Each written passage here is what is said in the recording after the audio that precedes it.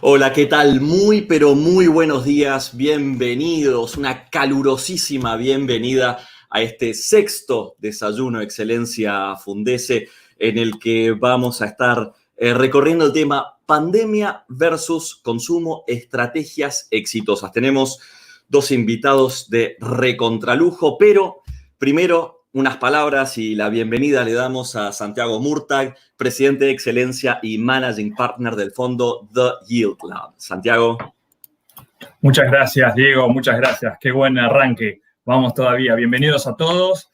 Muchas gracias por estar presentes nuevamente con nuestro sexto desayuno. Dos gracias muy especiales.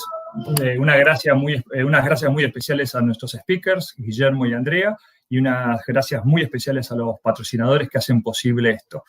Ustedes saben que en nuestro sexto desayuno ustedes pueden conseguir el contenido en nuestro canal de YouTube de Excelencia y que en estos desayunos básicamente lo que hemos tratado de hacer es de alguna forma lidiar entre la macro y la micro, ver la tensión y sobre todo en estos últimos tiempos de lo que está generando este cambio tremendo del COVID. Vamos a tener el lujo de contar con Guillermo para que nos hable un poco de su visión general respecto del consumo. Ustedes saben que es el experto número uno en consumo en la Argentina. Y ahí conectarlo contra la situación de la industria de la aviación que no la está pasando bien. Así que gracias, Andrea, por venir a contarnos un poco tu experiencia. Nosotros básicamente ya recorrimos un camino de arrancar primero por la salud, después evolucionar y hablar de la industria del turismo, después hablamos de la telefonía y el rol de los equipos, y en el último desayuno ya empezamos a hablar de la energía necesaria para el camino que se viene. Por acá pasaron entonces Omint, Despegar, Telefónica, Oleoducto del Valle, y ahora vamos a tener la presencia de United Airlines. Así que nada más desde mi lado, muy contento de este ciclo tan exitoso que estamos teniendo, muy divertido de ver los comentarios de ustedes en YouTube y por favor no dejen de hacer preguntas, todas las que quieran, para que nosotros las vayamos preparando para después devolvérselas a los speakers. Sin más, Diego, te devuelvo el micrófono, muchas gracias. Muchas gracias, Santiago. Muchas gracias. Como siempre, recordamos algunas de las cosas que tenemos que decir en esta etapa. Antes de pasar a los speakers, los desayunos son para las empresas miembros. Estas son las que sostienen el accionar de excelencia y a estas se suman, colaboradores comprometidos. También se abre la posibilidad a otros invitados, a los que en caso de querer participar, se les agradecen colaboraciones puntuales también con nuestro programa de apoyo Economía Social y Entrelazos. También en esta oportunidad, recuerden, se pone en marcha un debate posterior reservado exclusivamente para miembros. Sin más, paso a presentar a nuestro primer invitado, un invitado de lujo también. Guillermo Oliveto es licenciado en Administración de Empresas de la UBA y CEO de la consultora W. Esta empresa él la fundó en 2010 y se focaliza en la consultoría estratégica basada en evidencias.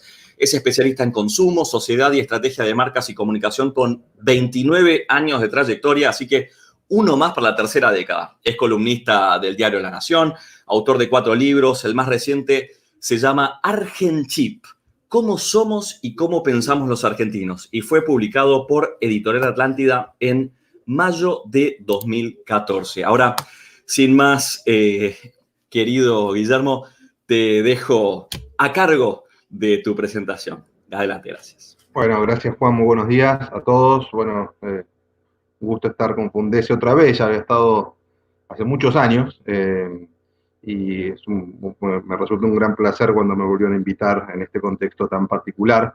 Voy a tratar de ayudar en lo que se pueda a comprender un momento que yo defino como no solo inédito, de lo cual se ha hablado muchas veces, sino también como muy surrealista, ¿no? Donde realmente están pasando cosas que de pronto naturalizamos porque el ser humano es muy adaptativo, pero que de normal no tienen absolutamente nada, y que en algún punto vale tratar de recuperar un poco de perspectiva. Yo siento que en este tiempo, de algún modo, perdimos la instancia temporal, ¿no? Donde se comprimió todo a un puro presente, casi como una cuestión natural de supervivencia por el altísimo nivel de incertidumbre, donde no queda otra que ir viendo cómo evolucionan los acontecimientos día a día, pero es imprescindible en cualquier estrategia de negocios tener la capacidad de recuperar el ordenador central que es pasado, presente, futuro. Así que bueno, ese es el enfoque de nuestra presentación, a la que hemos llamado tendencias y tensiones, porque creemos que va a haber muchas tensiones, ya las hay y que se van a incrementar en un nuevo hábitat, en un nuevo entorno que tiene como componente novedoso todo lo que implica la aparición de un virus que toda la vida nos buscamos en los últimos años proteger de los virus informáticos, y de pronto nos apareció un virus del mundo físico, ¿no? Un virus del mundo real y no del mundo digital. Y mucho tienen que ver lo uno con lo otro, porque vivíamos en un mundo que estaba preparado para que todo fluya. Bueno, fluye lo bueno y lo malo, ¿no? Por ese mundo. Así que aquí estamos. Dicho eso, vamos a arrancar por algunas ideas, básicamente para entender dónde estaba la sociedad argentina cuando llegó la pandemia. Y lo primero que no hay que olvidar es que antes del virus ya la gente claramente no estaba bien. Nosotros hicimos nuestra última medición en el mes de marzo, medición física, ¿no? Previo a la cuarentena.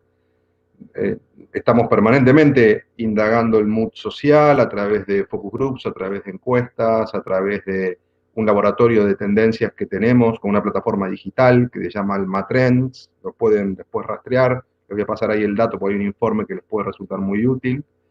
Y buscamos decodificar dónde está parada la gente, ya sea en su rol de ciudadano como en su rol de consumidores, para ayudar a pensar y decidir. Lo que veíamos es que la gente estaba en ese momento con una especie de blackout, ¿no? Con un altísimo nivel de incertidumbre, sin tener muy claro cómo iban a seguir las cosas, insisto, pre-coronavirus. Lo que veían es que no estaban encontrando en el mes de marzo el nivel de dinamismo en la economía de la calle que esperaban. La expectativa se había deteriorado bastante durante un verano que a muchos les resultó larguísimo. Creo que aquí hay que contemplar que el cambio de gobierno en realidad fue un cambio de gobierno que empezó de algún modo para la sociedad el 12 de agosto, con lo cual a marzo ya llevaba 8 meses y no 2. Entonces esto, bueno, deterioró la famosa luna de miel en un punto un poco más rápido de lo que hubiera sido normal. En ese momento todavía no había, en general, grandes cambios desde el punto de vista económico, seguíamos teniendo niveles de inflación del 2 al 3% mensual, no había habido cambios sustanciales en el ingreso de los consumidores. Pues estaba claro que la gente decía, bueno, por ahora no cambió demasiado. Cuando empezaron a llegar los números de ese primer trimestre, la percepción social claramente estaba leyendo bien lo que pasaba en la calle. La caída del PBI ya fue importante, 5,4%. Recordemos que el año pasado cayó apenas arriba del 2%. Entonces, en definitiva, se estaba acentuando un escenario económico complejo para la población. Veníamos de 2 años de recesión desde el comienzo, allá por el 25 de abril del 2018, cuando fue la primera devaluación. El índice de desempleo había crecido 1,5 puntos contra la última medición, que era la del cuarto trimestre del 2019. Para compararlo como corresponde, que es interanual, había crecido 0,3, de 10,1 a 10,4. sectores críticos de la economía argentina, sobre todo uno de ellos la construcción, que es muy anticipatorio del ciclo económico, ya presentaba una caída, dato oficial del INDEC, de 28%, la industria una caída del 6%. El único sector que crecía fundamentalmente, y lo vamos a ver en un minuto, impactado por el estoqueo de la precuarentena de marzo, fue el del consumo masivo. Y luego dos sectores relevantes dentro de los bienes durables, como electrodomésticos y la venta de autos, cayendo ambos 24%. Electrodomésticos, dato INDEC; autos, dato oficial de ACARA. Como ven, todas fuentes oficiales, no estamos hablando de proyecciones, nada que se le parezca, estamos hablando de dato duro de la realidad. Lo que ven aquí es la evolución del mercado de consumo masivo medido por el escáner de Sentia, que tiene todos los supermercados del país y las principales, una muestra muy importante de autoservicios. Y lo que ven es una sociedad que empieza a quedarse con poco combustible, donde hubo un crecimiento muy fuerte del 16%, como decía, en aquel mes de marzo, 12% en supermercados, casi 20% en autoservicios. En abril ya el crecimiento era mucho más moderado, y en junio, medición que me llegó los otros días, una caída ya del 3,2%, siempre medido en volumen, que es como nosotros seguimos los indicadores, comparativo interanual. El primer semestre positivo, pero con un Q2 ya flat. Entonces, la realidad es que se empieza a notar que la demanda, por lo menos en estos bienes, que eran los que andaban bien, porque todo lo que, cuando a mí me preguntan qué anda bien en la cuarentena, la división es bastante obvia y bastante simple. Lo que anda bien es todo lo que va al hogar, porque el hogar es donde hoy se concentra la actividad, mientras que todo lo que está fuera del hogar en general está casi destrucción, ¿no? Lo vamos a ver en un minuto. Cuando veíamos aquel mercado extraordinario, en el buen sentido del término, del mes de marzo del 2020, lo que veíamos era que claramente tampoco era homogéneo y dependía muchísimo de qué tan cerca estabas del virus. Mientras más cerca del virus, más volaban las categorías. Ahí tienen limpieza de hogar creciendo un nivel que no se veía en Argentina hace muchísimos años, 43% en un mes en unidades, ¿no?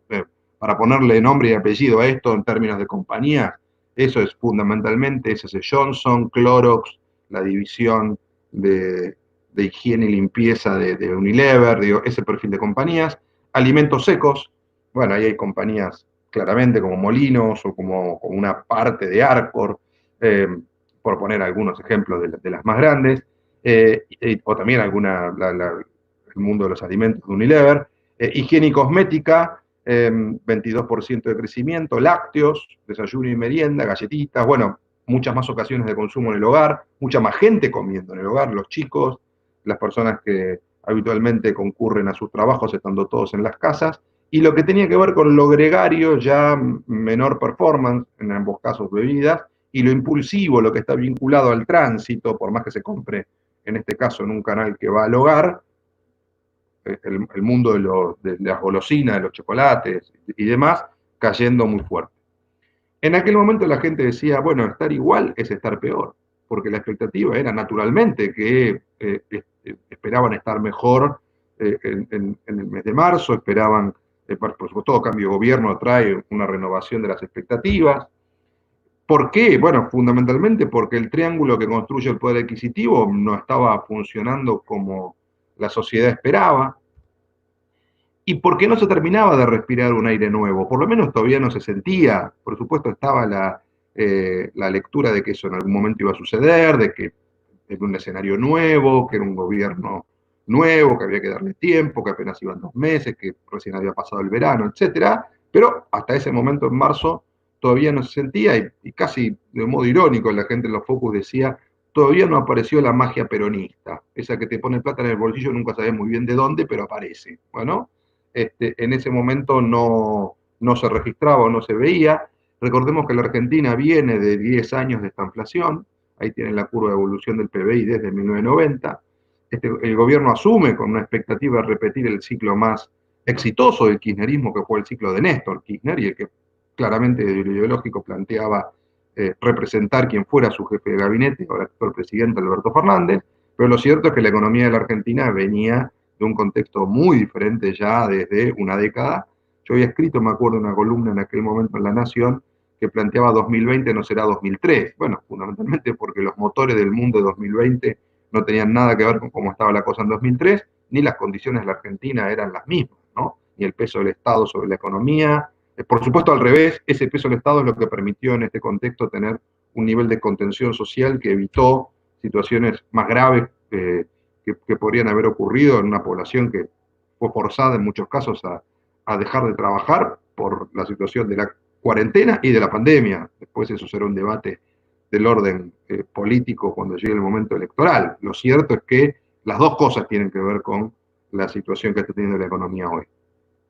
Bueno, cuando miramos dónde estaba parado el mundo del consumo, claramente había habido una caída muy importante entre 2015 y 2019 de 13 puntos en volumen, una caída que no llevaba, como muchos decían, al mercado del 2002, lo ven ahí, eso hecho base 100, 1998, era un mercado que valía 78 puntos, en el 2019 valía 110, por supuesto si uno hace esto per cápita los indicadores dan peor, pero esto es el tamaño general del mercado de consumo masivo, de todas maneras una caída del 13%, que se combinó en muchos casos con caídas de las primeras marcas cercanas en el mismo periodo a 30 puntos, implicaba para muchas compañías de primer nivel multinacional tener caídas en algunas de sus marcas del orden de los 40 o los 50 puntos en medidas en volumen en 4 o 5 años. Bueno, claramente esto fue una situación muy compleja para muchas compañías que se vieron forzadas a reorganizar su portafolio, a reorganizar sus estructuras y a pensarse más chicas para un mercado más chico, ¿no? Esto, insisto, pre-pandemia, y finalmente concluyo la situación previa con el indicador de la pobreza bien medido, es decir, comparativamente, comparando peras con peras, porque hubo modificaciones en el medio, esto lo hizo el CEDLAS, y lo que pueden ver ahí es que la Argentina oscila entre 25 y 35% de pobreza hace 30 años, o más, o casi 40 años, ¿no? Con una excepción de un pico máximo allá, por supuesto, por la crisis del 2001-2002, pero también con muchos años que tuvo 40 o 50 puntos de pobreza y que recién cayó abajo de los 35 en el 2007, cuando terminaba la primera parte del ciclo kirchnerista, digamos, el primer gobierno de Néstor Kirchner, y osciló entre 25 y 35 o entre 25 y 32, después baja sustantivamente cuando bajó la inflación en el 2017, perdón, 25 puntos, y crece cuando se dispara otra vez la inflación, 2018 y 2019. Las expectativas entonces de la población eran muy moderadas, y cuando llega el virus, que lo llegamos a medir, ya estaba en agenda, a nosotros nos puso en agenda Italia, no China. China para los argentinos queda muy lejos geográfica y culturalmente, pero claro, cuando esto empezó a llegar a través de los medios que estaba sucediendo en Italia, y los amigos, y Facebook, y WhatsApp, y parientes, y familia, hijos y demás, claramente entró en nuestra agenda, y sin considerar todavía de qué se iba a tratar, ni tenerlo claro, lo que los argentinos empezaban a decir en ese momento era, bueno, sobre llovido mojado, ¿no? Algo que ya estaba mal, que ya estaba complicado, que no terminaba de tener visibilidad. De pronto aparece una situación que sabemos que va a empeorar las cosas, no tenía ni idea ni cuánto iba a durar la cuarentena, ni qué impacto iba a tener, etc.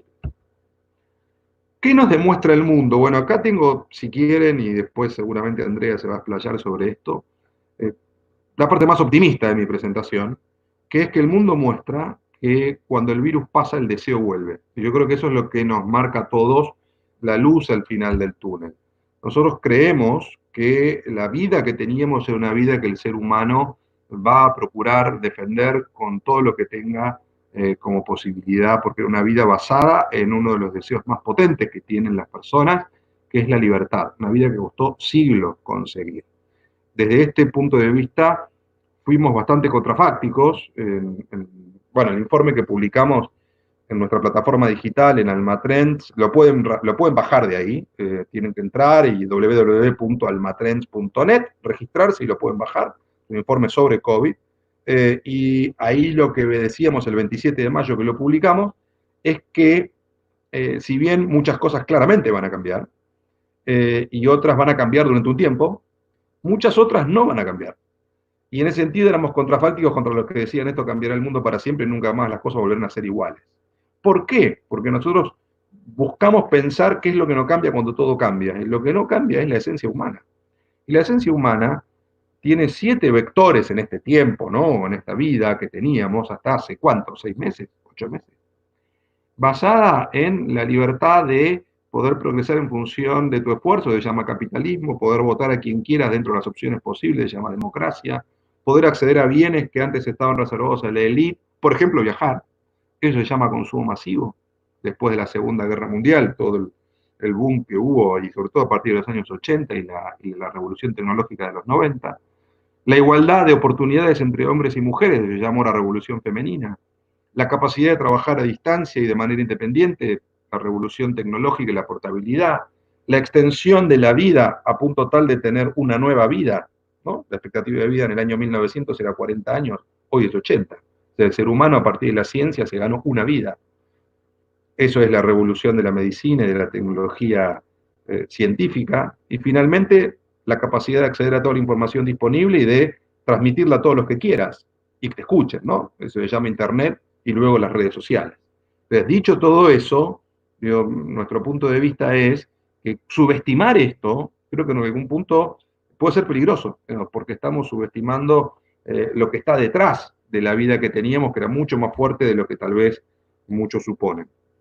Por eso, creemos que la primera tensión que aparece es entre el deseo y el miedo, y esta es la tensión que va a definir el consumo que viene. A más miedo, menos deseo, por naturaleza. Pero a más deseo, cuando baje el miedo, subirá el deseo.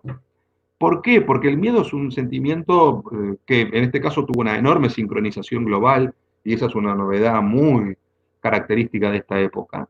De hecho, cuando uno mira las curvas de lo que pasó con los mercados, lo que ve es muy similar en todos los países. O sea, cuando la gente registra el virus, todos fueron a estoquearse, todos fueron corriendo a los supermercados, todos se metieron en las casas, en todos los mercados crecieron los productos de higiene y los productos de alimentación estoqueables. Digo, no hay mucha novedad o no hay mucha distinción, porque es un fenómeno humano, ¿no? Un fenómeno cultural de nuestra condición, digamos, no un fenómeno de que se pueda distinguir por raza o por geografía. El miedo te lleva a lo más primario, que es tratar de defender lo más esencial, que es la vida. Y en este sentido es un sentimiento muy poderoso, pero a la vez es un sentimiento defensivo. Mientras que el sentimiento ofensivo, el sentimiento que va al ataque de la vida, que el que va a la producción, a la creación, es el deseo. El que sirve para, una vez que lograste retener la vida, construir una vida que valga la pena vivir.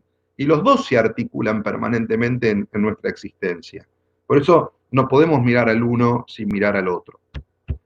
Nosotros creemos que al final el deseo le va a ganar al miedo.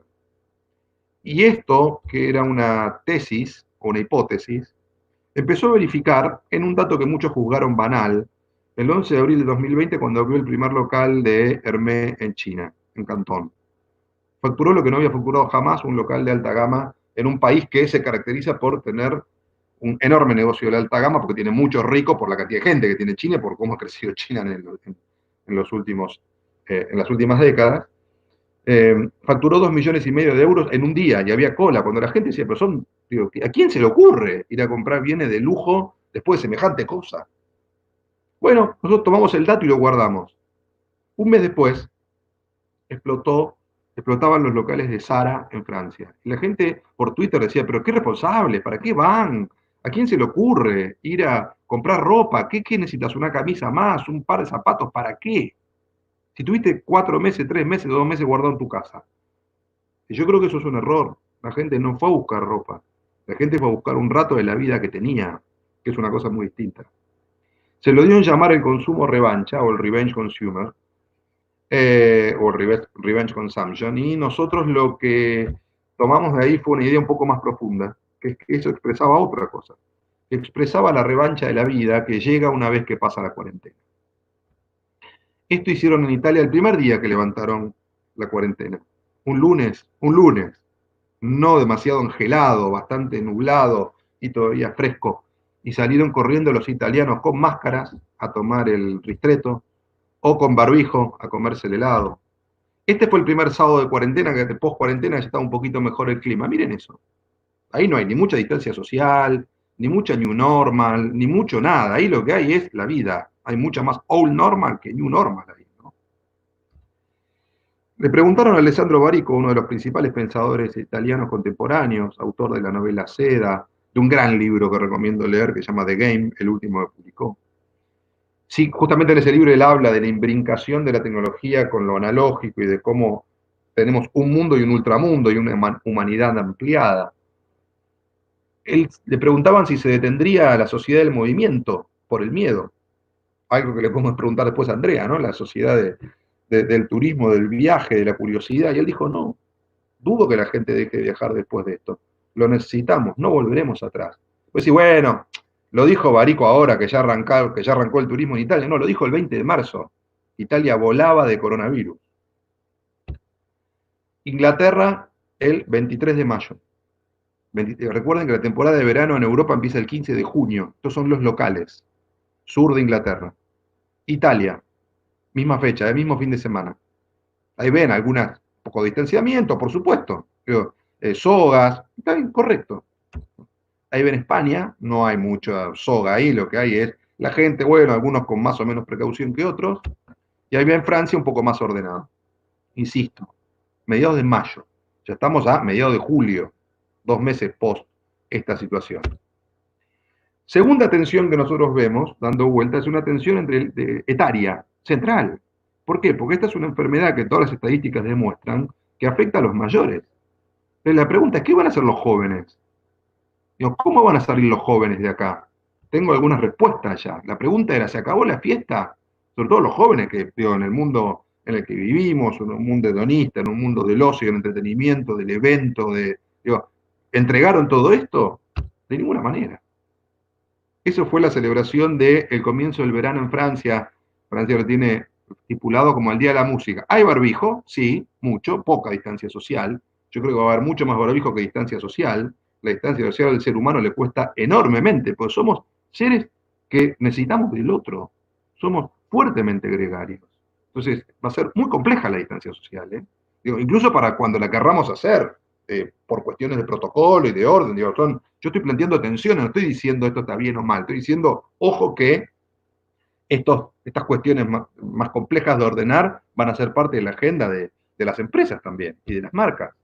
Bueno, Suecia, el gran ícono de nosotros vamos por otro camino, bueno, se contagiarán los que se tengan que contagiar, esto va a ser largo, no, un camino parecido a Uruguay, ¿no? Es lo que dijo la calle Pou estos días, ¿no? No vamos a ir en contra de la libertad de la gente, esto es Malmo, no Estocolmo, digamos, la segunda ciudad de importancia de Suecia. Bueno, ahí ven, ¿no? La gente, 8 de julio, viviendo la vida, digamos. Aparte, acá hay una situación central también para entender nuestro futuro cercano, que es el clima. No es lo mismo estar encerrado en invierno que en verano, ¿eh? No es lo mismo. Una cosa es julio, otra cosa va a ser Argentina en septiembre, para considerar. Abrieron los pubs el fin de semana pasado en Inglaterra. Abrieron a la 1 de la tarde. Bueno, esta era a la 1 de la tarde. Uno podría decir, qué correcto los ingleses, bastante bien. Esto era a la 1 de la mañana. Descontrol absoluto. El descontrol en el buen sentido, el descontrol. Bueno, ya está, ¿no? Yo leí hace poco una nota del New York Times que decía, ¿cómo terminan las pandemias? Las pandemias terminan, siempre terminan en algún momento. Y terminan o por una cuestión sanitaria o por una cuestión social.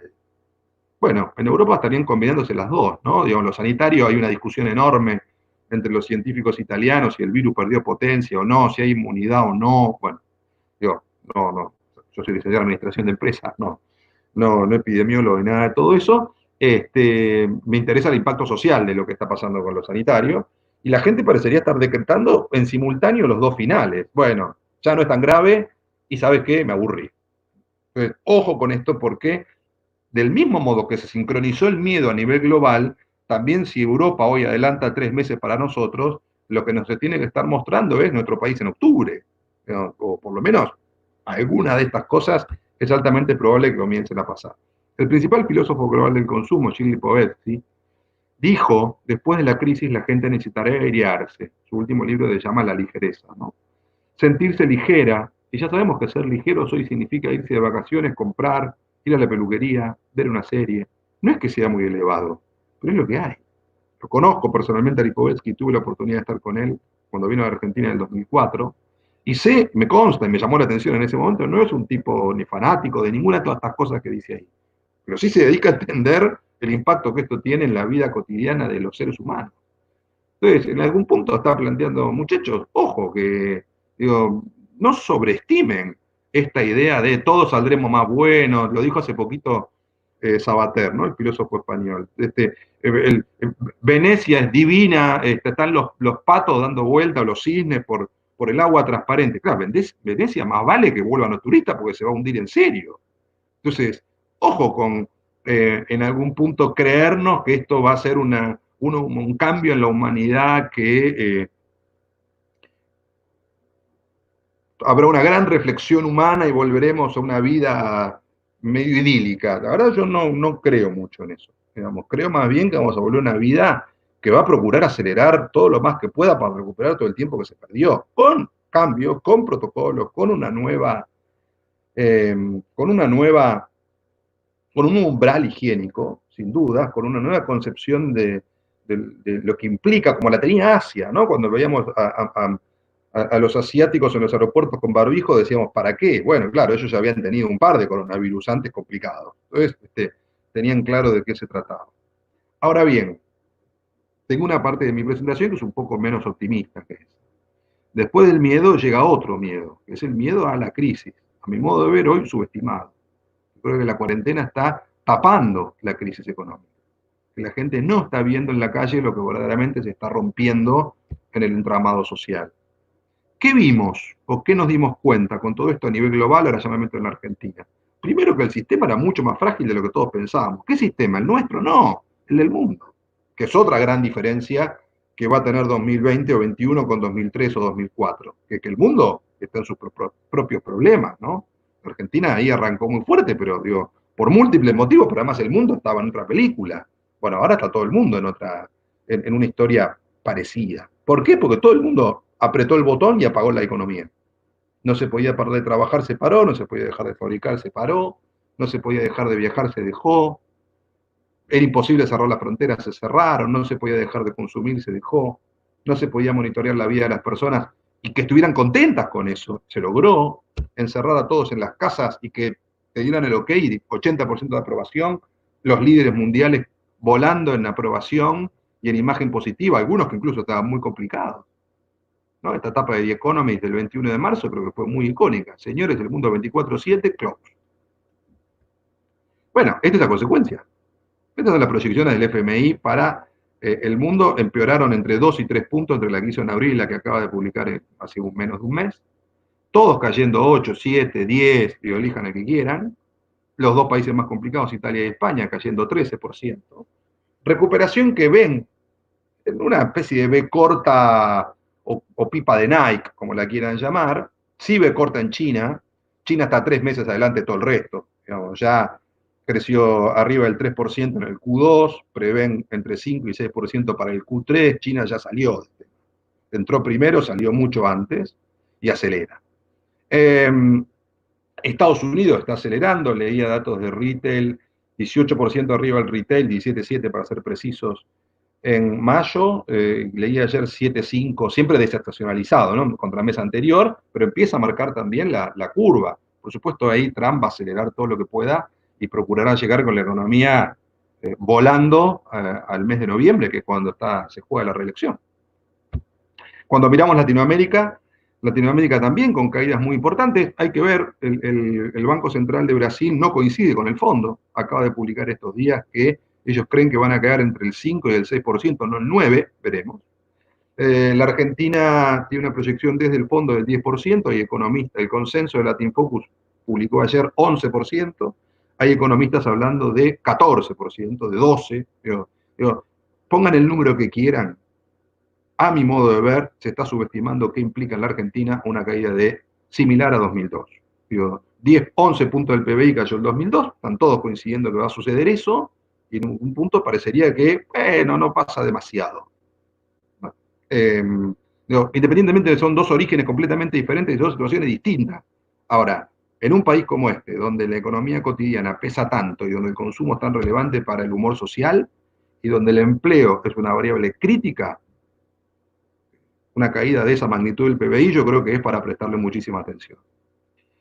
Esta va a ser otra tensión global. El empleo va a caer en todo el mundo. Las imágenes que llegan de Europa son las de la gente en la playa, pero también son las de la cola de la gente en Madrid o en Barcelona buscando empleo o cobrando el seguro de desempleo. Por supuesto que esto va a suceder. La proyección para la Argentina es que el desempleo que hoy está en 10,4 crezca entre el 13 y el 15%, depende de quién lo proyecte. Cualquier proyección hoy es enormemente volátil, tendrá mucho que ver con cuánto duren las cuarentenas. Algo bastante paradójico, se anunciaría este mediodía apertura de la cuarentena en el pico de la pandemia, digo, lo cual demuestra que la extensión de más de 4 meses fue muy compleja para la sociedad y para la economía, y es toda una incógnita qué va a suceder con eso. ¿Cómo está la gente? Cada vez peor. ¿No? ¿Por qué? Porque los números son cada vez peores.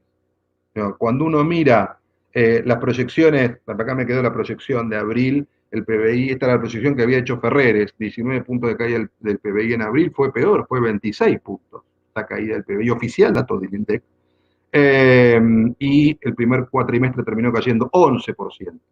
¿No? Entonces, realmente una situación muy compleja. Cuando miramos datos de abril, hubo muchos sectores, ¿cómo se llama esto? Más o menos destrucción total.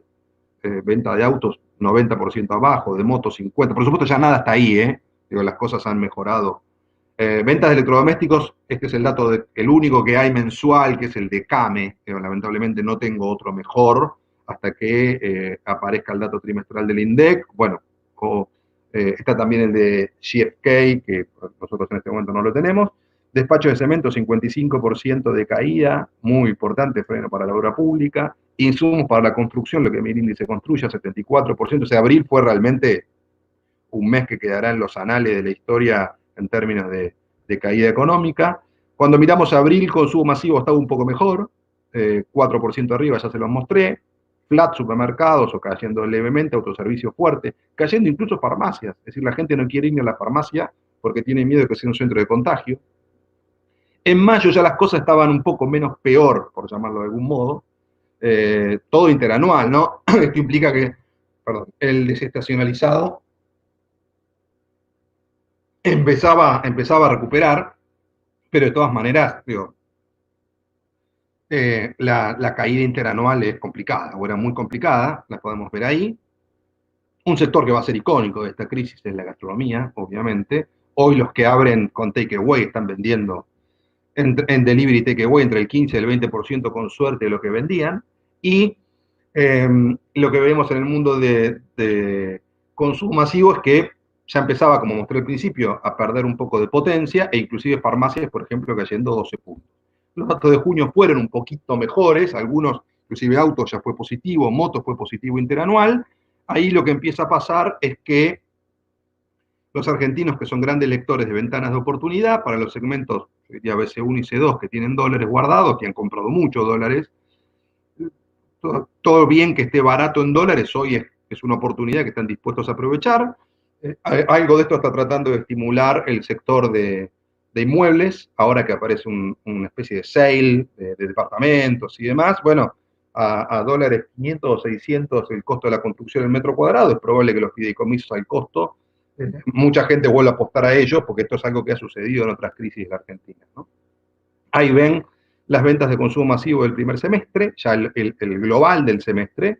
Fíjense que las barritas no son las de marzo, si bien tienen la misma lógica, son mucho más aplanadas, por decirlo de alguna manera. Y acá tienen junio. ¿Sí? Junio. Claro, el -3 del mercado implica que hay categorías que ya están -10. Insisto, de lo que anda bien, ¿no? De lo que va a lograr.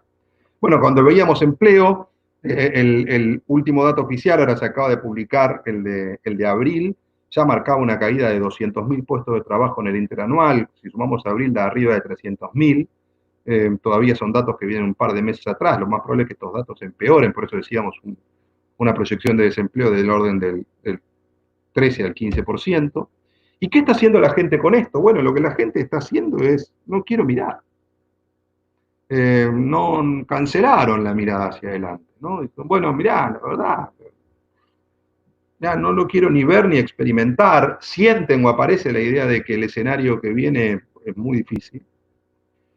Se meten en una especie de presente continuo. No vivo el día a día, me guardo y espero que pase lo que tenga que pasar y ya veré cómo hago. Por ahora trato de sobrevivir.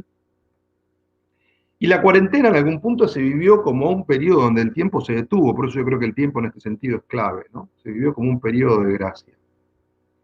Claro, Después de 80 días de cuarentena, el clima empezó a cambiar y se empezó a acabar el periodo de gracia. La gente empezó a decir, muchachos, me preocupa la economía. Por supuesto, ¿cómo no te va a preocupar?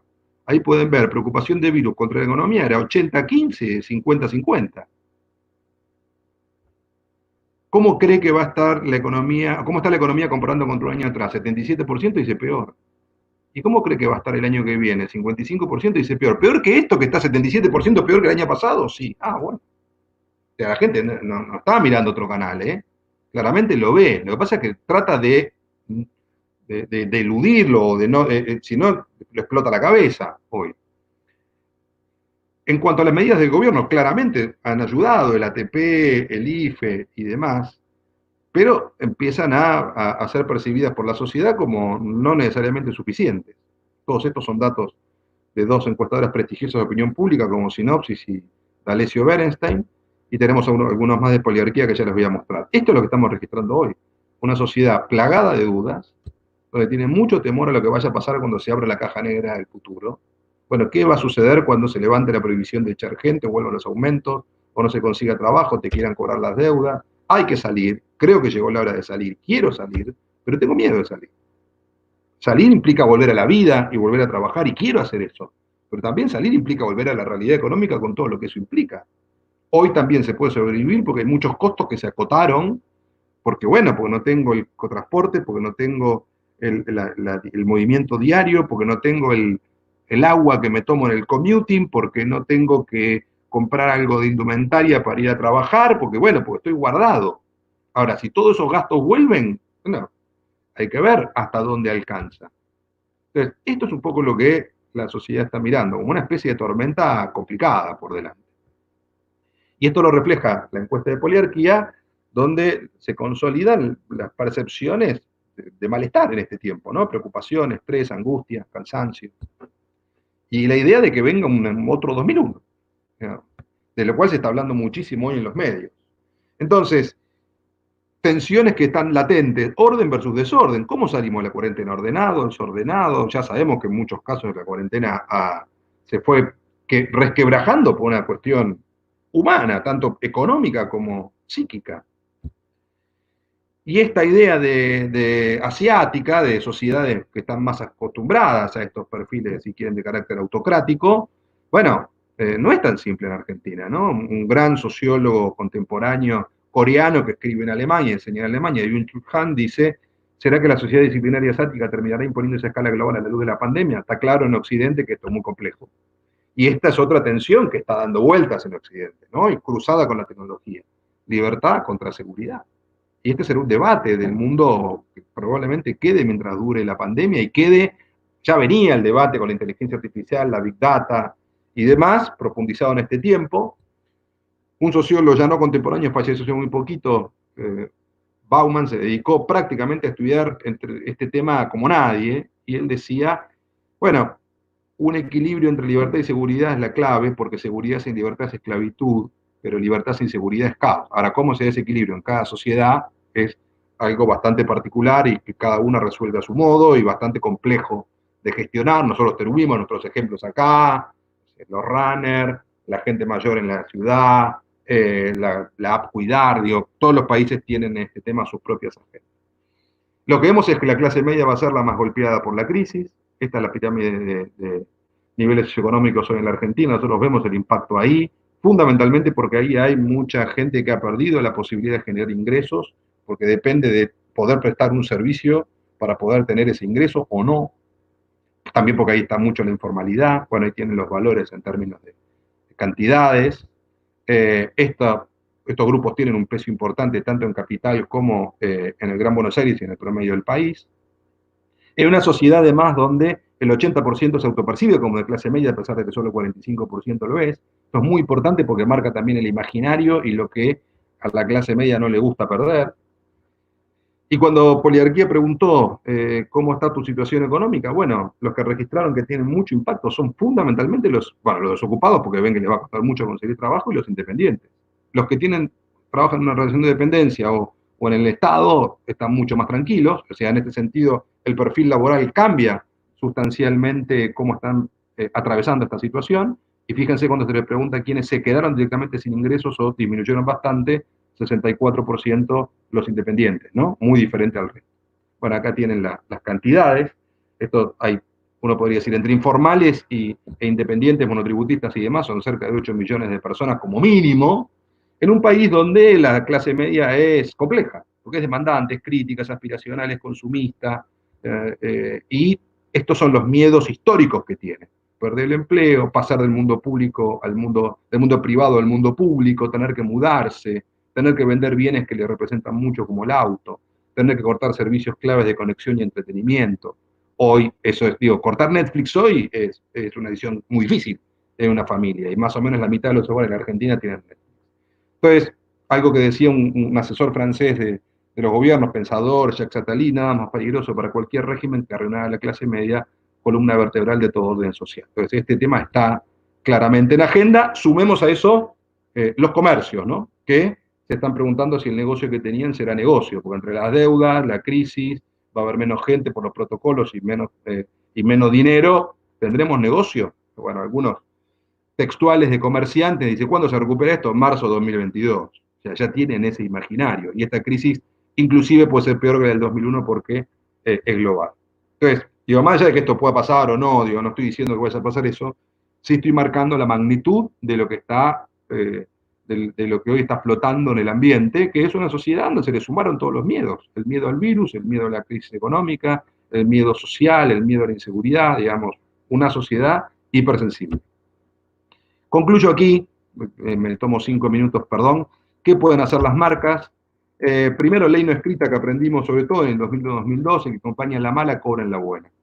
Marcas que en aquel momento no eran tan conocidas, supieron interpelar en ese momento a la sociedad y luego, cuando volvió la expansión económica, la gente las premió. Yo creo que este es un momento definitivamente de estar leyendo lo mejor que se pueda a la sociedad y de estar muy cerca, ¿no? Entonces es clave saber leer y acompañar cómo va a ir variando el mood social. Y acá les voy a dar un par de tips como para colaborar. Yo creo que esta cuarentena no es lo mismo. Digo, esta etapa, aunque hoy se abra un poco, digo, esta etapa, llamemos después del día 80, no es lo mismo. La gente necesita mucha contención, sensatez, sobriedad, sensibilidad, y decirme que va a ser útil. No sobreactúe, no me diga que está todo bárbaro, no me diga qué lindo que es quedarme en casa, porque ya eso ya pasó, esa etapa. Estamos en otra instancia. Pero ya entendí, ya me aprendí a cuidar, ok, tengo miedo, no desconozco lo que está pasando, pero, ¿sabes qué? Digo, ya todo tiene su timing, ¿no? Entonces, hoy la sociedad hipersensible requiere otro nivel de sutileza en cómo interpelarla. La verdad que qué experiencia histórica puedo mirar, yo miraría acá. Digo, para aprender, no se va a repetir lo mismo por parte de la otra situación, otro perfil de gobierno, hoy hay un nivel de contención del Estado mucho mayor. Ahora, la magnitud de los números es parecida. La magnitud de caída del PBI, por lo menos, es parecida.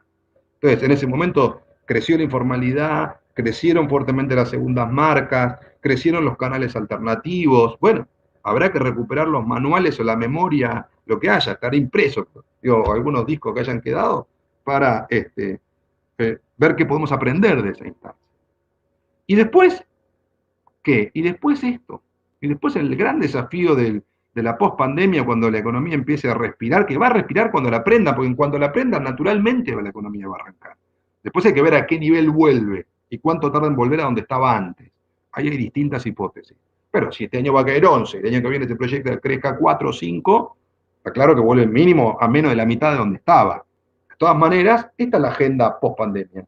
¿Cómo reconquisto el deseo? ¿Cómo logro que lo que vuelva para mi lado, ¿no? Y ahí hay otras claves. Entusiasmo, proyecto, lo gregario, la alegría a la vida. Vamos a haber pasado un año hablando de muerte. Es una cosa espantosa, que no tiene nada que ver con lo normal, nada que ver. No es lo normal. La muerte es parte de la vida, pero no es lo normal. La gente habla fundamentalmente de vivir. Entonces, creo que esta agenda es la otra agenda, la que viene después, ¿no? La que tenemos que trabajar, yo diría incluso desde el punto de vista social, y por supuesto desde el punto de vista interpelando tanto a los consumidores como a los ciudadanos. ¿Qué experiencia podemos mirar ahí a partir de 2003-2004? Digo que hubo mucho de esto. En algún momento la gente dijo, no basta. Terminemos con la crisis del 2002, terminemos con el llanto, terminemos con el tango, soltemos la bandera y empecemos a trabajar. Cierro acá, creo que cuando termine la crisis las personas sentirán aún más la necesidad de establecer vínculos sociales. No creo que cambie fundamentalmente la naturaleza humana. Hoy uno de los principales pensadores globales, Yuval Harari, historiador, tipo que mira con perspectiva, que ha dicho, miren, pandemia llegó muchas en el mundo y hemos llegado hasta acá a pesar de ellas. Con lo cual, entendámosla, comprendamos de qué se trata, tampoco la sobreestimemos y pensemos que esto va a cambiar absolutamente todo, porque sería leer mal de qué se trata la vida, y yo creo que en algún punto es lo que mejor podemos hacer como empresarios, como ciudadanos, como integrantes de una trama que está cerca de donde se toman las decisiones o tomando decisiones, poner las cosas en perspectiva, recuperar pasado, presente y futuro, comprender el nivel de implicancia que esto tiene, no negar nada, pero tampoco, yo diría, doblar mal en la curva, ¿no? Tampoco creernos que no hay más chance de muchas de las cosas que decíamos antes. Habrá que poder, creo que Andrea nos va a poder explicar esto muy bien, cómo se mezclan o cómo se tensionan esa vieja normalidad con la nueva normalidad y cuál es el timing, ¿no? De eso. Una cosa es cuando tenemos mucho miedo, otra cosa es en cuarentena, otra cosa será saliendo de la cuarentena sin vacuna y otra cosa será el día que digan, muchachos, hay vacuna.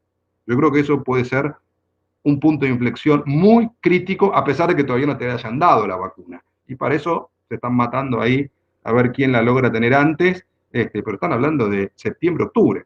Veremos, pero a priori estas son un poco las perspectivas. Bueno, espero haber contribuido con la reflexión de ustedes, con el pensamiento estratégico para lo que viene y después podremos compartir las preguntas.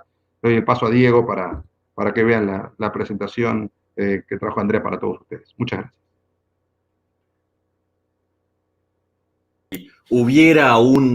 Si pudiéramos aplaudir virtualmente, te estaríamos aplaudiendo. Guillermo, mil gracias. Clarísimo, buenísima la data. Ahora invitamos a que se sume Andrea Peña Niño, quien ingresó a Continental Airlines en 2009 como ejecutiva de ventas y mantuvo esa posición luego de la fusión entre Continental y United. Antes de unirse a Continental, trabajó durante 7 años en Copa Airlines. Estudió turismo en la Universidad de El Salvador, hizo un MBA en la Universidad Torcuato Di Tella. En agosto de 2019 fue designada como Country Sales Manager, siendo responsable de desarrollar, implementar y liderar la estrategia de ventas y marketing para el país, además de desempeñar un papel clave en las relaciones públicas, las comunicaciones corporativas y los asuntos de la industria y el gobierno. Andrea Peña Niño, ¿qué puedo decirte más que el micrófono, el suelo, el escenario es tuyo? Un gusto tenerte. Bueno, buen día a todos. Muchas gracias a Excelencia Fundese por invitarme a participar de este desayuno y gracias, Guillermo, por la fenomenal introducción que hiciste. Ese resumen estuvo muy bueno. Así que, bueno, me gustaría empezar con un poco con la actualización de la industria y cómo el coronavirus ha impactado a las líneas aéreas. La industria aérea ha sido una de las que ha sido afectadas mayormente por esta pandemia de manera más rápida y dramática.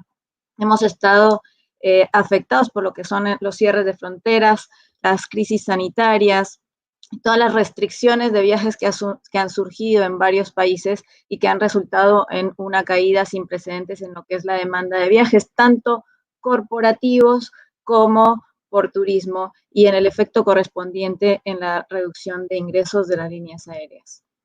Debido a la importancia que representa el sector de la aviación en la economía global y a nivel nacional en cada país, el sector ha recibido ayudas económicas de parte de algunos gobiernos.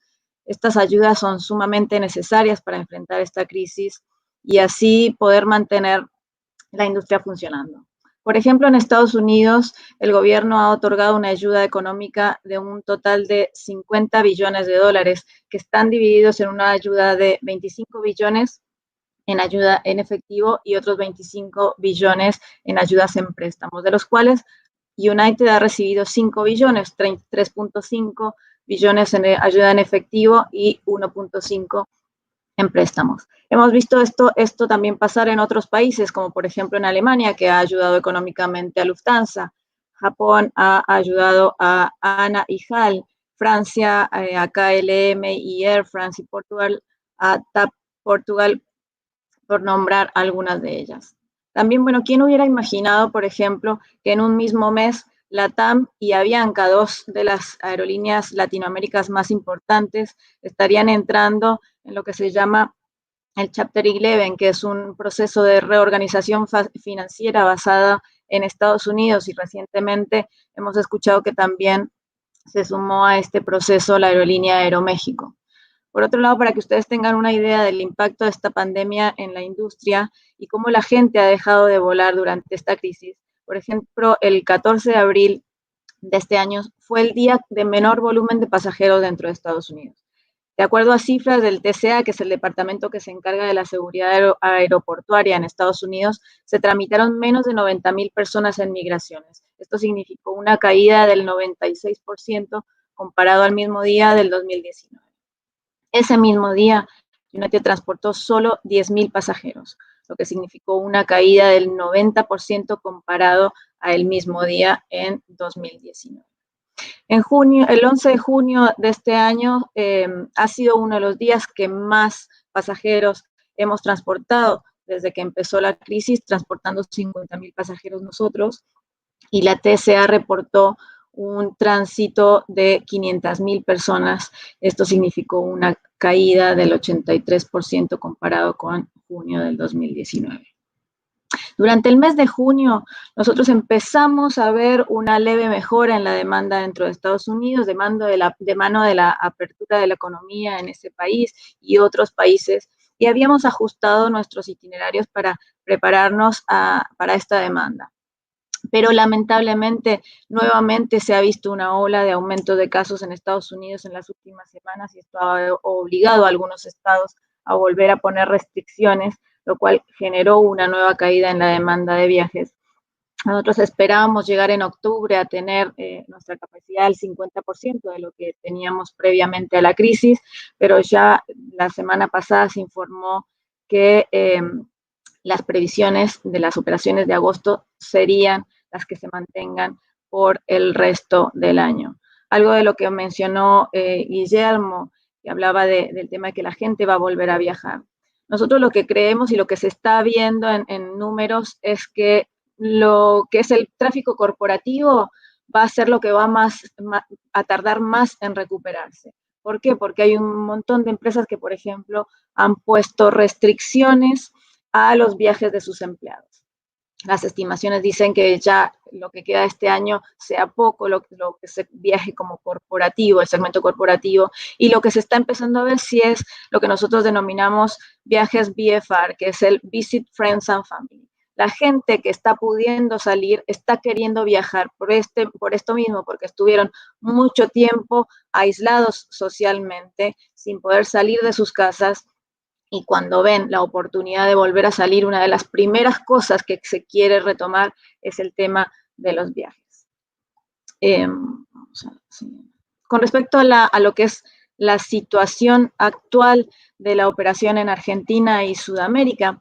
En Argentina, bueno, en el mes de marzo, mediados de marzo, el gobierno argentino incluyó a Estados Unidos en la lista de los países de riesgo, con lo cual los vuelos a Estados Unidos entre Argentina se vieron suspendidos antes que el resto de las operaciones aéreas en el país.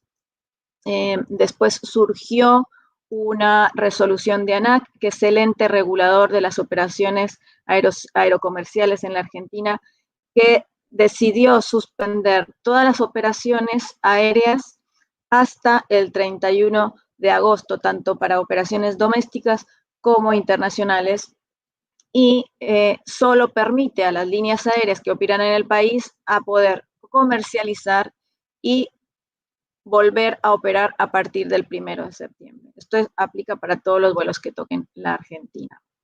Se había dicho en charlas que había tenido el ministro Meoni con IATA y ANAC que había una previsión de que se adelantara esta fecha para vuelos domésticos a mediados de julio. Ya hace una semana y media se dijo que esa fecha se tenía que postergar por el aumento de casos en el AMBA. y se esperaba por ahí que hubiera un adelanto de los vuelos también internacionales para el mes de agosto, pero esto no se ve como algo posible. Sí, actualmente se están operando servicios especiales entre Argentina y Europa, operados semanalmente por Air France, KLM, Iberia y Aerolíneas, y algunos vuelos también semanales a Estados Unidos operados exclusivamente por Aerolíneas Argentinas. Con respecto a lo que es la operación a Sudamérica, nosotros, por ejemplo, bueno, el único vuelo que seguimos operando a Sudamérica fue el Houston-Sao Paulo, que a pesar de las restricciones que le puso el gobierno americano a los viajes a Brasil, se siguió operando sin pararlo. Ahora, a partir del mes de julio, empezamos a operar nuevamente el vuelo a Quito, con una frecuencia de 4 vuelos por semana. Se espera que en agosto volvamos a volar a Lima y también incorporemos la ruta de Nueva York a Sao Paulo. Para que ustedes vean el número, nosotros en el mes de junio tuvimos una reducción de más del 90% de nuestras operaciones comparados al mismo mes del año pasado. En julio tuvimos una reducción del 74% en total, que significó un 85% de disminución en las operaciones internacionales y un 70% de reducción de operaciones domésticas. Bueno, ¿qué es lo que viene para adelante? Es un viaje de forma inteligente, ¿no? Entonces, acá tenemos, por ejemplo, 3 tips para viajar de forma inteligente y trasladarnos a través de los aeropuertos y aviones. Estamos ahora en la época del alcohol en gel, el desinfectante, entonces se promueve que cada uno de los pasajeros lleve un desinfectante de manos. Ahora la TCA lo está avalando. Antes la restricción era que líquidos solo se podían llevar hasta frascos hasta 100 mililitros. Hoy está permitido hasta 354 mililitros. Otra de las partes importantes del viaje inteligente es contar con las aplicaciones de las líneas aéreas. En especial la de United ha sido reconocida como una de las mejores apps dentro de las líneas aéreas globalmente. Entonces, descargar el app para viajar sin contacto, esto permite hacer el check-in, permite hacer el boarding, todo de manera touchless. Y después el uso de la máscara, sabemos que ya es algo de uso obligatorio hasta para salir de nuestras casas, y para viajar también lo va a hacer.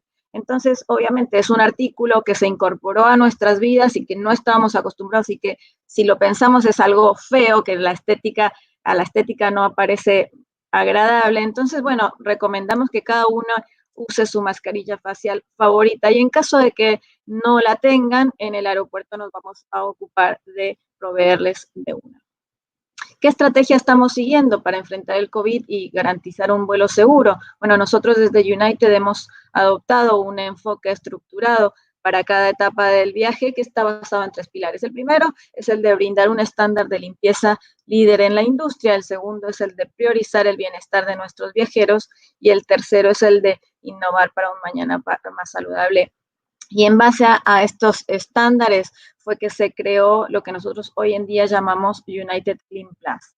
Es donde nosotros estamos colocando la higiene y la seguridad al frente del viaje, con el objetivo de ofrecer un estándar alto de la industria. Y en esta creación de este programa hemos establecido una alianza con una de las marcas líderes en desinfección en el mundo, como lo es Clorox. Estamos usando sus productos en nuestros aeropuertos en Estados Unidos. Y adicional a esto, estamos trabajando estrechamente con expertos del Cleveland Clinic para asesorarnos sobre cómo mejorar nuestros productos y procesos de higiene.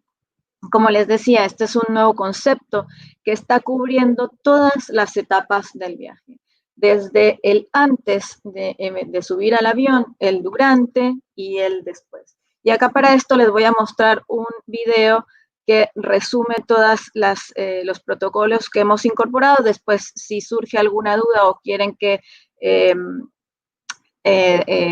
demos más detalle, lo vemos en la parte de las preguntas.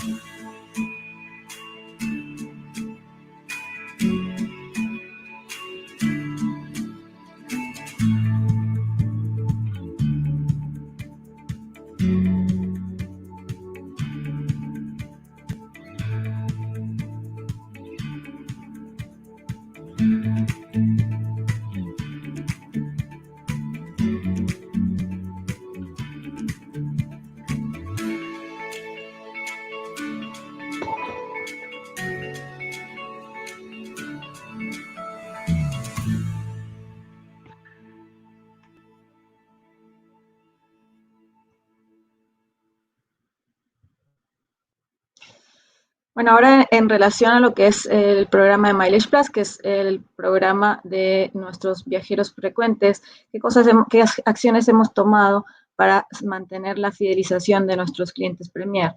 Bueno, una de las medidas que se tomó es extender los estatus Premier de Mileage Plus de todos los socios Premier que tenían su estatus durante este año hasta enero del 2022. Y también estamos facilitando la manera de alcanzar los estatus Premier, reduciendo los parámetros para la calificación en un 50% y además estamos extendiendo las fechas de vencimiento de los Plus Points, las membresías y las suscripciones. Y con respecto a lo que son las excepciones que estamos haciendo para los pasajeros que se vieron afectados sus vuelos durante esta etapa de pandemia, estamos ofreciendo distintas opciones. Una de las primeras opciones es convertir los boletos en créditos certificados electrónicos que tienen una vigencia de 24 meses. Es un crédito dolarizado, o sea, por más de que el pasajero haya abonado su boleto en pesos argentinos, se les está emitiendo un certificado electrónico en dólares al cambio en el que se emitió el boleto en la fecha original. Después esto permite, obviamente, que tengan más tiempo para viajar. Como les decía, tienen 24 meses para redimir el boleto y una vez que se redime ese boleto también va a tener la validez de 12 meses que tienen todos los boletos. Y también es transferible. Esto significa que si el pasajero que optó por tener esta opción del certificado electrónico llegara a pasar que al final no va a viajar, puede transferírselo a la persona que él desee. Después, lo que también está la opción de reprogramar los vuelos y remitir los boletos sin penalidad. La extensión de la validez de los boletos afectados. Siempre los boletos tuvieron una validez de 12 meses a partir de la fecha de emisión. Esta es la primera vez en la historia de la industria de la aviación que varias líneas aéreas hemos extendido la validez de los boletos. Así que todos los boletos que se emitieron desde el 1 de mayo del año pasado al 31 de marzo de este año, hemos extendido la validez por 24 meses y hemos extendido la excepción de las penalidades por cambio hasta el 31 de julio de este año. Y obviamente, si llegara a ocurrir que el pasajero decide por algún motivo, porque ya hay gente, hay clientes, por ejemplo, corporativos que estaban viajando para asistir a una reunión puntual, a un congreso y ya no tienen planes para viajar o realmente por el tema económico deciden suspender el viaje a futuro, se está optando por la opción de la devolución de los boletos. Y bueno, ¿y dónde encontrar la información más actualizada? Nosotros tenemos en nuestra página web, en el landing page, lo primero que aparece es un link para encontrar información y todos los updates con respecto al coronavirus. También si el pasajero emitió su boleto a través de una agencia de viajes, nosotros tenemos este landing page que se llama Jetstream, en donde todas las agencias encuentran información sobre todos los updates relacionados al coronavirus y también, como había hablado anteriormente, el tema de la app, ahí van a encontrar toda la información actualizada también. Así que bueno, con esto termino y abrimos el espacio para consultas. Muchas gracias por escucharme. Muchísimas gracias, Andrea Peña Niño. Bueno, encargada de comercial de United de nuestro país, un gustazo escucharte y si pudiéramos aplaudir, aplaudiríamos y seguro hay mucha gente aplaudiendo en este momento, cada uno en su lugar. Ahora sí pasamos al bloque de preguntas. La primera pregunta es para Guillermo. Guillermo, te preguntan, si el Old Normal va a sobrevivir en una revancha de la vida con movilidad, ocio y entretenimiento, ¿qué cosas del New Normal sí quedarán para el consumo? ¿Cómo la ves? A ver, yo creo que claramente lo que ya a esta altura está bastante claro es que, para que la redundancia, es que el COVID lo que ha hecho más que crear nuevas tendencias es acelerar tendencias que estaban. En este sentido, lo vemos por ejemplo, en la penetración del e-commerce en los Estados Unidos, que le había llevado 8 años aproximadamente pasar del 8% del total del retail al 16%, y en 8 semanas pasó del 16 al 24%, que es lo que se está calculando hoy. Entonces, esto lo vemos en la evaluación de Mercado Libre, que creció 72% en este año y 110% desde que comenzó la pandemia. Lo vemos en la cantidad de empleados que tomó Amazon. Digo, son muchísimas las evidencias de que salimos de esto mucho más digitales, que hubiera sido muy difícil cruzar la pandemia sin el soporte que dio la tecnología. Había un debate en ciertos ámbitos académicos, bueno, si la tecnología realmente estaba a la altura de la innovación de la revolución industrial, si se podía hablar realmente de una revolución de esa magnitud, si era tan importante un teléfono smartphone como fue el invento del avión o el invento del ferrocarril o el invento de la luz eléctrica. Bueno, lo que nos ha demostrado la tecnología es que son épocas completamente distintas, pero hubiera sido imposible trabajar y vivir durante este tiempo sin ella. Entonces creo que sale sumamente fortalecida de la pandemia, y eso ya queda claramente. Financial Times publicaba el otro día de las 10 compañías que más valor ganó en la pandemia, 9 son tecnológicas. Entonces creo que en ese sentido lo que está mostrando el mercado financiero es que lee que este avance no tiene retorno. Entonces, eso por un lado. Dos, creo que salimos con un umbral higiénico diferente, que la gente va a, como bueno, muy bien lo mostraba recién Andrea, a contemplar a la hora de regresar a ciertos consumos que quiere hacer y que vaya pudiendo hacer a medida que se vayan liberando las restricciones.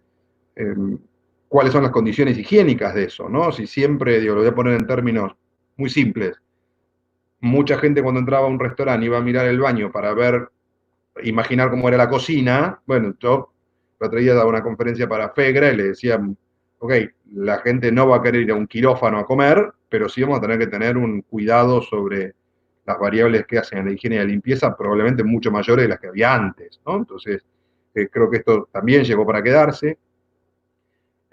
Está claro también que quienes tenían ahorros pudieron soportar esto mucho mejor. Entonces, creo que vamos a un mundo de mayor contemplación del ahorro y de la prevención económica en ese sentido, de que hay como 3 cambios que creo que nos deja toda esta situación, de cambios estructurales o de fondo.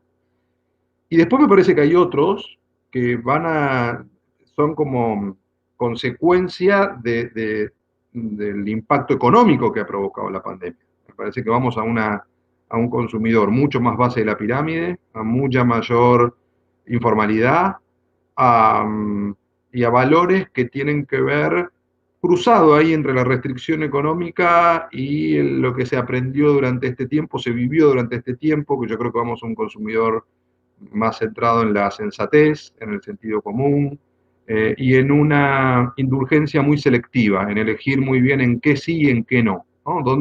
Dónde invierto, dónde gasto y dónde no vale la pena. Me parece que toda esa ecuación desafía muchísimo las propuestas de valor de las compañías a futuro, porque claramente vamos a una sociedad global con mucho menos poder adquisitivo y con más desempleo, y en la Argentina particularmente doble clic sobre eso, ¿no? Entonces, eso no es necesariamente una consecuencia, digamos, social del hecho de haber estado en cuarentena, sino fundamentalmente es una consecuencia de una crisis económica de una magnitud enorme. Entonces, ahí se juntan lo uno y lo otro. E insisto, yo digo, el deseo le va a ganar al miedo y mucho del old normal va a procurar volver. La variable tridimensional en ese sentido es, ok, ¿con qué recursos va a contar cada sociedad para poder concretar eso? Y ahí se juega un poco qué espalda tienen los ciudadanos en cada uno de los países, cuánta ayuda pudieron dar las empresas, qué estrategia, perdón, los gobiernos, qué estrategia tuvieron, si fue ayudar a la gente o ayudar a las empresas o ayudar a las dos cosas, qué magnitud del PBI fue estos estímulos, cuándo los retiran. Bueno, me parece que hay muchas variables que no son iguales ahí en ese sentido, claramente. Y en nuestro caso, bueno, creo que se ha hecho en algún punto mucho, pero está claro que no termina de alcanzar. Y entonces, bueno, vamos a una estructura social más deteriorada que la que teníamos y esto va a condicionar mucho los patrones de consumo de los argentinos. Impecable, por supuesto. Y la próxima pregunta viene para Andrea. Creo que es la pregunta que se está haciendo todo el mundo. Con todas las videoconferencias, ¿cómo están previendo ustedes un impacto de mediano plazo en los viajes? Particularmente estos corporativos que estabas mencionando en tu presentación, ¿no? Bueno, mira, nosotros estamos teniendo, por ejemplo, comunicación constante con clientes corporativos. Muchos nos han dicho y han compartido con nosotros esto que les comentaba de que probablemente durante lo que quede de este año no haya mucho flujo de viaje corporativo. Lo que también nos están diciendo es que estiman que ni bien comience a verse una normalidad, van a empezar a ver una apertura de viajes y autorizaciones de viajes más allá de lo que está pasando. ¿Qué están viendo también? Que hay una saturación hoy en día de todo lo que es estas videoconferencias. Yo creo que a todos nos está pasando. En el día tenemos más de una videoconferencia y ya estamos saturados de esto. Y nosotros somos entes sociables. Por más de que hoy con la tecnología nos esté permitiendo hablar y vernos las caras a través de la computadora, creo que para nosotros es importante el contacto físico, el poder estrechar una mano, el poder hablar cara a cara. Así que nosotros estimamos que los viajes corporativos van a tardar en volver, pero van a volver. La gente necesita tener el contacto. Y por otro lado, porque hay situaciones que no se pueden manejar a través de una videoconferencia. Sí, obviamente se van a ver reducidos los viajes corporativos, pero va a volver. Bien, muchas gracias, Andrea Peña Niño. La próxima es para Guillermo. Te hace una pregunta compleja. ¿Qué dinámica de precios resultará de dos fuerzas que se oponen, obviamente, recesión y emisión? Bueno, ahí recuerdo que yo soy licenciado en administración, no economista, pero de todas maneras hablo mucho con macroeconomistas y estoy atento a todas esas variables porque la macro siempre impacta en la micro. Voy a decir lo que puedo en ese sentido y lo que estoy también hablando con los macroeconomistas. Hay muchas dudas sobre esta ecuación.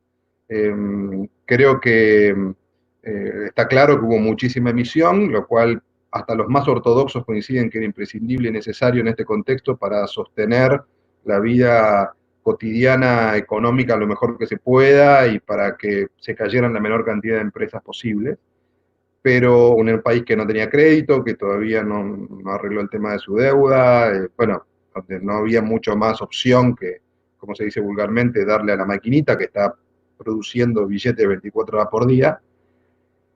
La pregunta que tienen muchos es qué pasa cuando eso empiece a circular. Porque, por ejemplo, yo digo, la cuarentena no es la realidad, ¿no? Me parece que acá sí, desde mi punto de vista analítico, en todo sentido, en lo social y en esto que decía, que creo que se está subestimando el impacto de la crisis económica, hay que contemplar eso, que la cuarentena no es la realidad, en todo orden. ¿Qué quiere decir no es la realidad? La gente está almacenando pesos. ¿Por qué? Porque por las dudas, porque no sabe cuánto va a durar, porque no sabe si después va a tener, si los va a volver a cobrar, porque cualquier cosa es mejor que nada. Digo, entonces, porque cada vez es más complejo comprar dólares. Entonces, en ese sentido, tal vez hoy hay una retención de pesos, que lo decía hace muy poquito Jorge Brito, el presidente del Banco Macro, que decía, la gente está reteniendo tanto los pesos que no vamos a llegar a dar abasto con la necesidad de pesos que tiene la economía porque el dinero no circula. Ahora, no circula porque la vida no circula. Cuando la vida vuelva a circular, el dinero va a volver a circular. Veía ayer estadísticas de consumos en tarjetas de crédito que ya están cerca de 55% arriba nominal, ¿no? Por supuesto, del año pasado, bueno, obviamente están positivos con respecto a la inflación, es decir, están creciendo en volumen. Obvio, si está todo el mundo haciendo e-commerce desde la casa y guardando el efectivo en general. Pero esta es una economía, lo muestra la última encuesta de gastos de hogares del INDEC, que el 80% se mueve en efectivo. Entonces, todo ese efectivo emitido en algún lado está, y cuando vuelva a aparecer el cafecito, la coquita, el agua, el colectivo, la prenda, bueno, va a empezar a moverse. Y ahí es donde hay economistas previendo, si uno ve la inflación del primer semestre, esto es dato del INDEC, 13,4%, y la proyección que hay, que es 40, lo que 42, la proyección de los economistas, hoy el consenso y el REM, lo que vemos es que están imaginando una inflación que ya no sea 1,5% mensual, sino 3% mensual o 3,5%, ¿no? De acá a fin de año, de mínimo. Hay algunos alertando sobre un posible shock o fogonazo inflacionario, como por ejemplo el exministro Hernán Lacunza, que lo plantea como un riesgo, como una necesidad de ver qué se hace con esos pesos. Entonces, bueno, me parece que por un lado el riesgo está. Ahora, también es cierto que con este nivel de recesión, mover los precios no va a ser tan simple. Ahí va a depender mucho de cómo cada compañía quiere manejar su ecuación de P por Q, ¿no?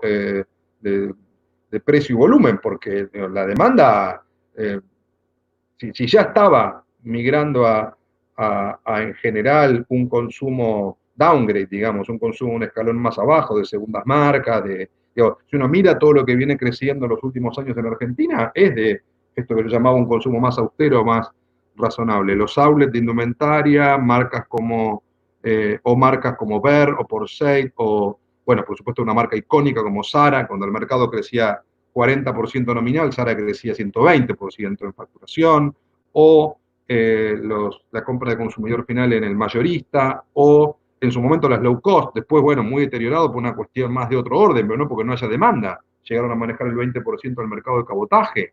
Entonces, cuando uno mira todo eso, lo que encuentra es un patrón común, que es una sociedad tratando de optimizar al máximo el poder adquisitivo que tiene y ya con una mente mucho más abierta a poder tener otro tipo de opciones. Yo lo había escrito alguna vez como la silenciosa revolución de la sensatez, otra columna que publiqué en La Nación. Bueno, creo que esa sensatez también es una tendencia que acelera el COVID, ¿no? Vamos a un consumidor más sensato, más austero, más precavido, más cuidadoso y en un punto con muchas más restricciones. Entonces, me parece que la pregunta no la puedo responder con precisión porque la va a responder la gente, digamos, cómo es la tensión entre la recesión y lo que eso implica y la restricción, lo que eso implica en cómo gastan y la emisión y la circulación que haya del dinero. Inclusive una de las cosas que se están previendo es, yo creo que hoy es muy complejo hablar del consumo, hay que hablar de los consumos, porque claramente, insisto, lo que va al hogar anda de una manera, lo que está fuera del hogar de una manera completamente diferente. Las velocidades de recuperación van a ser muy distintas, como muy bien lo comentaba Andrea recién. Todo lo que era el gran consumo de la vida del siglo XXI, ocio, entretenimiento, evento, viaje y demás, es lo que tarda más en volver. Yo creo que todo vuelve, que la gente vuelve a los shopping, vuelve a volar. Lo charlábamos el otro día con Andrea, el 12 de septiembre del 2001, parecía que nadie más iba a tomar un avión. Bueno, fue una de las primeras cosas que cuando tenía que pensar esto para dónde iba, fue lo primero que se me ocurrió escribir. Nadie tomó tantos aviones como de entonces hasta ahora. Entonces, ojo, cuando el mundo entra en modo catástrofe, cree que muchas cosas no van a pasar nunca más y después el mundo se reordena y las cosas vuelven a suceder. Entonces, ahora, que los consumidores vuelvan a los shopping no quiere decir que compren lo mismo que antes, que vuelvan al restaurante, no quiere decir que los restaurantes tengan tanta rentabilidad como tenían antes o que puedan sostener el negocio. Ahí donde va a empezar a crujir todos los modelos de negocio y todas las propuestas de valor. Y donde cada uno va a tener que definir por qué estrategia va. Si me remonto a lo que yo les decía recién, miremos los aprendizajes del 2002, bueno, hubo marcas que estiraron el portafolio, que metieron un tercer tier, compañías de base de la pirámide que hoy son grandes compañías y que en ese momento aprovecharon la oportunidad. Las marcas propias, por ejemplo, que eran un desarrollo que estaba listo, fueron bloqueadas porque la industria supo reaccionar muy rápido con ese tier 3. Entonces, yo creo que viene un momento, sí, de reconfiguración del mercado, ¿no? Una de las tendencias que nosotros estamos marcando en nuestro laboratorio, en Almatrends, es la idea de un gran reset del mercado. Bueno, en ese reset me parece que vamos a un mercado nuevo y donde esa tensión entre emisión y recesión nos va a acompañar también como de las tensiones que nosotros habíamos marcado, bueno, una más. que va a estar ahí. Por todo lo que están viendo los economistas, vamos a un mercado que con tantos pesos dando vuelta, necesariamente va a tener un poco más de inflación que la que estamos teniendo ahora. Ahora, si eso nos conduce a un fogonazo inflacionario, no soy yo el indicado para respondérselos, pero sí lo que hoy se está viendo es inflación alta por bastante tiempo, digamos, inflación proyectada hoy de 45% por lo menos para este año, 42, 43 y 45 para el que viene, digo, como primer escenario base, después veremos el resto.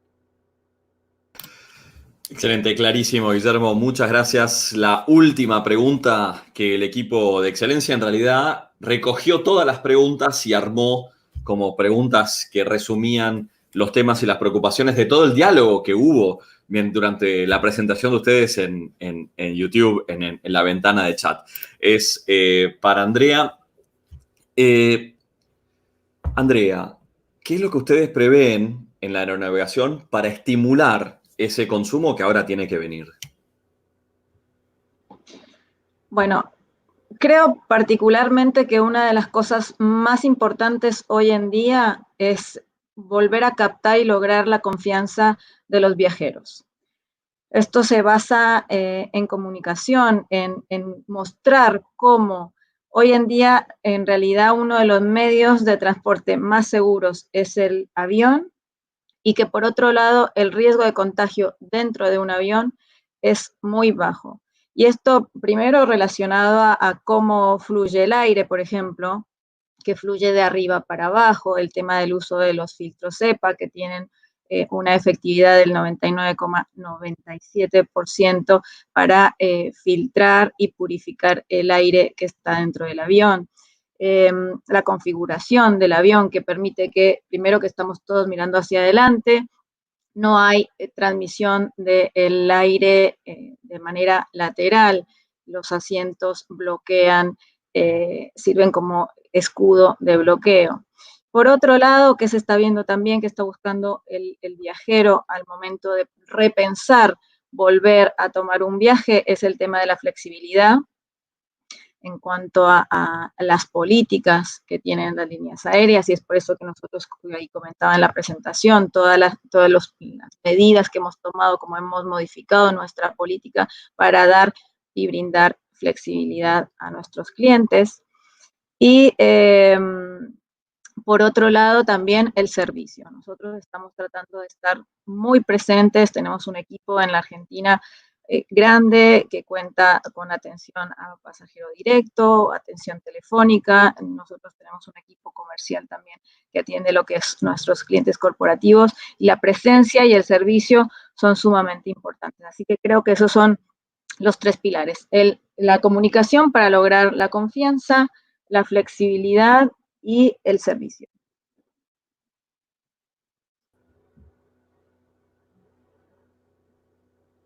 Llegamos al final. Con esto llegamos al final del desayuno de hoy, el sexto desayuno: pandemia versus consumo, estrategias exitosas. Tuvimos la participación de Andrea Peña Niño, Guillermo Oliveto. Creo que vuestras exposiciones han quedado clarísimas, buenísimas, han disparado un debate enorme, realmente gigantesco. Que por supuesto ahora para los miembros que están registrados continúa en Zoom, donde nos vamos a volver a encontrar y vamos a seguir conversando. En cuanto a ustedes dos, en nombre que me toca a mí y por supuesto yo también, a todo el equipo de Excelencia que nos está apoyando y que está presente, aunque no se lo vea, hay un equipo muy grande que está trabajando. Así que a todos, de mi parte, les digo muchísimas gracias. Y por supuesto, recuerden que, como siempre, nos encontramos más o menos cada 15 días con alguno de los principales temas que están surgiendo. Buena parte de los temas que alimentan el próximo desayuno va a venir de vuestras respuestas a las encuestas que van a seguir a este evento. Así que, por favor, llenen las encuestas, respóndanlas, contribuyan. Así, conjunto con todo el equipo, podemos organizar cada vez mejores desayunos, que eso es lo que estamos luchando, para aclarar cómo viene el clima y cómo viene el futuro de todo lo que hacemos aquí en Excelencia Fundese. Por mi parte, soy Diego Laje. Me despido con un gran saludo. Gracias por estar del otro lado. Quienes están en el Zoom nos vemos en instantes. El resto nos vemos dentro de muy poquito tiempo en el próximo desayuno Excelencia Fundese. Hasta la próxima.